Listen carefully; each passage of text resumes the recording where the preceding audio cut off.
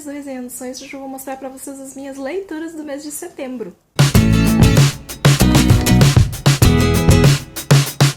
Setembro foi um mês muito especial, porque além de eu ter saído de uma ressaca literária, eu tive um dos meses mais legais em leituras de 2016. Parece estranho às vezes eu dizer que foi um mês especial se eu li mais ou menos a mesma coisa, a quantidade que eu li os outros meses, mas esse mês eu recuperei um ritmo de leitura que eu não tava tendo. Eu tava demorando, tipo, o dobro de tempo pra ler o que eu lia antes, por uma questão de estresse, várias coisas que estavam acontecendo. Tem bastante coisa, como sempre, vou deixar linkado aqui em cima e aqui embaixo no meu vídeo de como ler mais, onde eu dou dicas de como eu faço a manutenção das minhas leituras e como eu organizo o meu tempo pra poder ler essa quantidade de livros que eu leio. Comecei o mês então com Fullmetal Alchemist, tive uma experiência bacana, vou deixar o link do vídeo onde eu falei sobre a minha experiência, que foi a minha primeira vez com o mangá, assim. Eu vou seguir lendo Fullmetal Alchemist, estou esperando sair o terceiro volume, quando sair eu faço a leitura. Depois provavelmente o livro que me tirou realmente da ressaca literária foi O Último Adeus, da Cynthia Hand. Esse foi o primeiro livro que eu li em setembro, foi uma leitura muito especial, foi um dos livros que mais me emocionou esse ano. Não é um livro excepcional com algo muito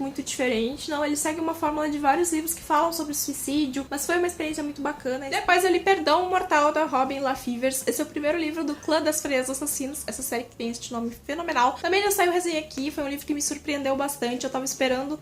Não sei o que eu tava esperando, mas não tava esperando o que aconteceu aqui. Tem uma trama política, histórica, muito bem desenvolvida nesse livro, eu gostei bastante. A Smile é uma personagem muito legal, é uma série de fantasia diferente de algumas séries que eu vinha lendo. Vai trabalhar religião, vai trabalhar política, eu gostei bastante, eu quero dar continuidade pra essa série e também já saiu resenha por aqui. Depois também fantasia, eu li O Feiticeiro de Terra-Mar, da Ursula Le Guin. Esse livro é dos anos 60, um clássico da fantasia, e foi uma experiência muito bacana porque eu consegui ver aqui várias referências de vários livros de fantasias que foram publicados depois, que são sucesso atualmente, como O Nome do Vento, que é um dos meus livros favoritos e que a referência tá toda aqui. É uma escrita diferente, a Ursula é direto ao ponto, ela não fica embromando. Aí eu finalmente terminei Golem e o Gênio, da Elaine Acker. Eu comecei a ler esse livro em julho, e aí em setembro eu pus como uma meta da vida terminar esse livro, porque não tinha fundamento. A história é muito bacana, o livro é muito bonito, a escrita da Elaine Acker é muito bonita, mas não tava fluindo pra mim, então eu esperei um pouquinho. Eu gostei da história, mas não foi aquele amor sensacional, 5 estrelas favoritado. Eu fiquei em conflito com algumas coisas que aconteceram no final do livro, com alguns desfechos de alguns personagens. Depois eu li Magônia, da Maria Davana. Esse livro foi uma surpresa, não tava esperando muita coisa, o pessoal não tava falando muito bem, mas eu acabei gostando muito do universo. Muito mais do universo do que da história em si. A protagonista tem problemas, a história tem alguns problemas, mas eu achei esse mundo muito mágico. Foi daqueles livros que eu terminei de ler e eu tava assim, poxa, isso é mágico, esse mundo é muito mágico, isso é muito legal. Depois eu li Looney, do Andrew Michael Hurley. Também um livro que eu tava com muito medo de ler, o pessoal foi com muita sede ao pote, não gostou de ler Looney. Qual é a minha consideração sobre esse livro brevemente, porque vai ter resenha dele? Você não pode querer ler Looney achando que ele vai ser uma garota exemplar, que ele vai ser um thriller psicológico de suspense. Não, Looney é um thriller de drama. Ele vai tocar um pouquinho mais fundo que não na ação. Então se você volta a ler com essa expectativa, que foi a minha expectativa, porque eu já sabia da decepção das pessoas, eu super curti a história e tirei várias coisas bacanas daqui. Tem lições de religião muito legais. Agora, se você for esperando uma garota exemplar, um negócio super acelerado, tiro, porrada e bomba, você não vai encontrar mesmo. Então, assim, eu acho que o problema desse livro foi culpa do marketing da editora, que vendeu ele como um super thriller e não explicou que ele não era um thriller desse estilo. Depois eu li o segundo livro da série Rangers, Ordem dos Arqueiros, que é Ponte em Chamas, do John Flanagan. Também já saiu resenha por aqui. Esse livro me surpreendeu bastante, eu não estava esperando pelo final que ele veio, mas aqui ele já encerrou um arco importante, ele vai começar uma nova história no terceiro livro, com os desdobramentos do que aconteceu aqui. Então eu acho que essa história vai se renovando aos poucos e vai ser bacana de acompanhar. Depois, outro livro que fazia muito tempo que eu queria ler e eu nunca tinha conseguido pegar,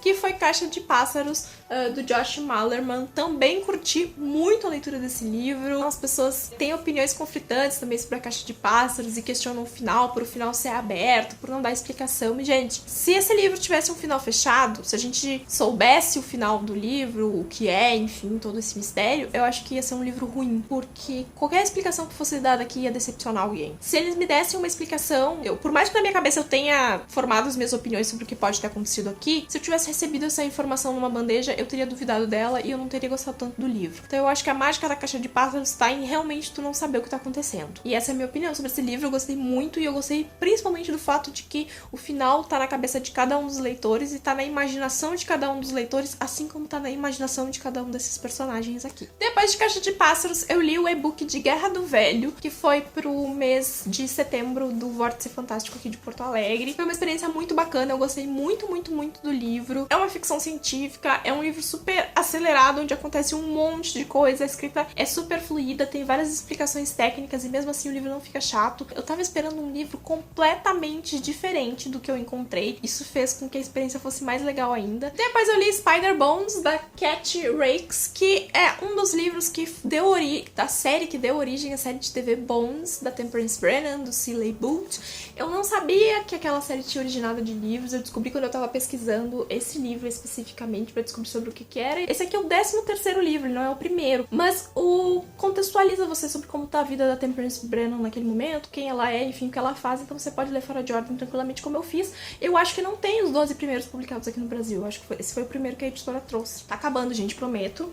Depois eu li Menina Má, do William Marsh, num buddy read com o pessoal lá do Resenhando Sonhos, os colaboradores. Algumas gostaram mais, outros gostaram menos, eu entendo que é um clássico, mas pra mim não foi chocante ou surpreendente como deveria ter sido, não sei. Eu acho que na época ele era muito mais chocante do que ele é hoje, apesar de ficar aqui uma reflexão bem interessante sobre esse tipo de situação. Depois eu li Neve e Cinzas, da Sarah Hash. Ainda não sei o que pensar sobre esse livro, eu terminei essa história e eu tava tão frustrada com um monte de coisa que tinha acontecido aqui e tão feliz por ter conhecido esse mundo que eu não sei. É uma fantasia, o mundo é muito, muito, muito, muito, muito, muito, muito legal, mas eu achei a história extremamente previsível e eu acho que é a mesma situação que aconteceu comigo com A Maldição do Vencedor. Se eu não lesse tantos livros de fantasia, eu teria me surpreendido com essa história. Mas como eu leio, e esse desfecho não é um desfecho único e exclusivo de Neve e Cinzas, eu já vi isso acontecer em outras histórias, e o caminho é mais ou menos o mesmo, que chegou ali perto da página 100 de um livro de 300 e eu já tinha matado o que ia acontecer no final. Na verdade, eu tinha criado duas hipóteses, e aí no final era um combo das duas. Então, assim, será que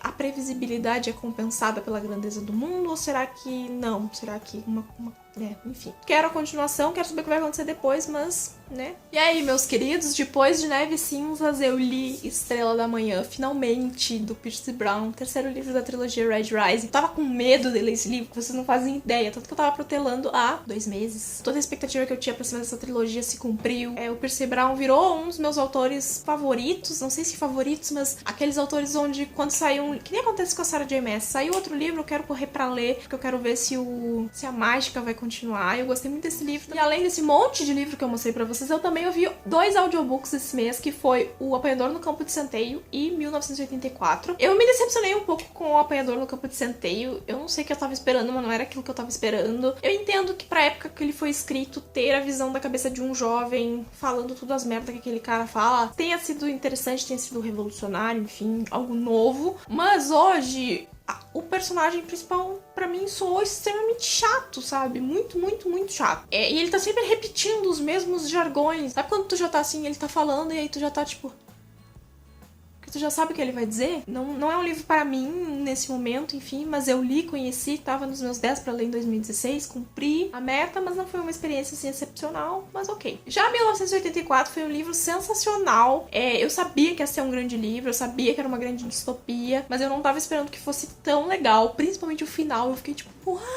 Eu só não dei 5 estrelas pra 1984 porque eu acho que às vezes ele se estende demais nas explicações filosóficas e políticas sobre o contexto, dá explicação demais pra uma coisa que o leitor tá vendo que tá acontecendo. Mas eu gostei bastante da leitura, o final eu tava ouvindo assim, tava ouvindo e trabalhando. Eu trabalho com layout, então não interfere eu estar ouvindo alguma coisa. Deu o final, aí mudou pra próxima faixa e começou o epílogo do livro. E eu, o quê? Como assim? Começou a falar uma coisa nada a ver. Aí eu volta. Aí eu ouvi toda a parte final de novo, porque, tipo, como assim a gente acabou daquele jeito? E eu achei um livro muito legal, e é um livro que se você ficar pensando muito sobre aquilo, você vai ficar pirado da cabeça. Então eu ouvi ele e O Apanhador no Campo de Centeio. Cumpri 2 livros, então, dos meus 10 pra 2016, que tá mega ultra super atrasado, mas a gente tá tentando. Esses foram todos os livros do mês. Teve mangá, teve muita fantasia esse mês, que foi uma das coisas que provavelmente me deixou tão feliz com as minhas leituras. Li vários livros que estavam na minha wishlist há um tempão e que eu não tava lendo, porque tava parado aqui na estante. Então foi um mês que eu curti bastante, foi um mês que eu saí da minha ressaca literária, que eu fiquei feliz, que fiz leituras muito legais, que li bastante fantasia. Então é isso, se você já leu algum desses livros, me conta aqui nos comentários qual foi a sua experiência. Se você gostou desse vídeo, dá um joinha,